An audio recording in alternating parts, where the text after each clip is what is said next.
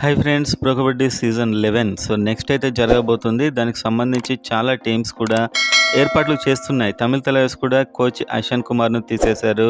And Telugu Titans final నాడే క్రిషన్ కుమార్ హూడాని కోచ్గా పెట్టుకున్నారు. సో చాలా చేంజెస్ అయితే అవుతున్నాయి. అండ్ నెక్స్ట్ సీజన్ కోసం చూసేవారు వీడియోని గట్టిగా ఒక లైక్ చేయండి. మీ లైక్స్ వల్ల నాకు అర్థమవుతుంది మీరు కబడ్డీ మీద ఎంత ఇంట్రెస్ట్గా ఉన్నారని చెప్పి. అండ్ అదేవిధంగా సబ్స్క్రైబ్ చేసుకోండి. కబడ్డీ తెలుగు అప్డేట్స్ మన ఛానల్లో చాలా ఎర్లీగా చాలా లేటెస్ట్గా ఉంటాయి. అండ్ మీరు కామెంట్ చేయండి, తెలుగు టైటాన్స్కి అసిస్టెంట్ కోచ్గా ఎవరు రావాలనుకుంటున్నారు.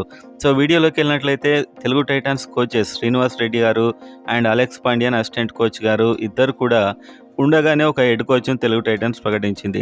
సో వీళ్ళలో ఎవరైనా అసిస్టెంట్ కోచ్ ఉంటారేమో అని అనిపించింది. అండ్ తీరా చూస్తే తెలుగు టైటాన్స్ మేనేజ్మెంట్ అయితే సోషల్ మీడియాలో రిలీజ్ చేశారు న్యూస్.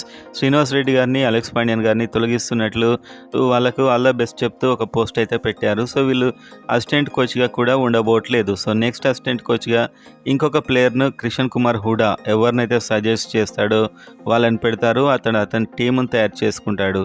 అండ్ అదేవిధంగా ఎప్పుడు ఉంటుంది యాక్చువల్గా అంటే జూన్ నుంచి దీని యాక్షన్ స్టార్ట్ కాబోతుంది. చాలా ఎర్లీగా రాబోతుంది అని పెద్ద ఎత్తున న్యూస్ వస్తుంది.